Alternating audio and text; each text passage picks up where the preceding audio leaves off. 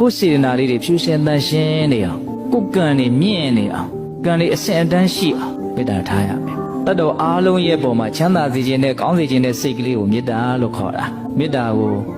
ချစ်ချင်းနဲ့ရောထွေးပြီးတော့အတိပ္ပယ်ကိုတချို့ကကောင်းကောင်းနားမလည်ကြတာရှိတယ်မေတ္တာဆိုတာတတ်တော်အားလုံးရဲ့ပုံမှာချမ်းသာစေခြင်းလားဘေးရန်တွေကင်းစေခြင်းနဲ့ကျန်းမာရေးကောင်းစေခြင်းနဲ့နှလုံးစိမ်ဝမ်းငြိမ်းအေးစေခြင်းနဲ့အရှင်မပြေတာဘာမှဖြစ်စေခြင်းမူအရှင်ပြေတာတွေဒီဖြစ်စေခြင်းနဲ့ကောင်းစေခြင်းနဲ့တတ္တဝါတွေရဲ့အကျိုးစီးပွားကိုလိုလားတဲ့စိတ်ကလေးအလွန်အဆင့်အတန်းမြင့်တဲ့စေတနာလေးအလွန်ကောင်းတယ်အဲ့ဒီမေတ္တာစိတ်ခဏခဏဖြစ်အောင်လုပ်ပြီးတော့လည်းပဲကိုယ့်ရဲ့ကံကိုမြင့်တင်ရပါနော်အဲ့ဒါကိုလည်းနှုတ်နဲ့အရင်ရွတ်ဆိုအလုံးသောတတ္တဝါတွေဘေးရန်ကင်းကွာကိုယ်စိတ်နှပြကြမှာချမ်းသာကြပါစေ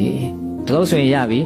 အဲ့ဒါကိုထက်ခါရွတ်ဆိုနေကြရင်စိတ်ဝင်စားပြီးတော့ကိုယ်စိတ်ကအဲ့ဒီထဲမှာတက်ဝင်လာနိုင်လိမ့်မယ်အဲ့ဒါမေတ္တာတက်ပြီးဖြစ်လာမယ်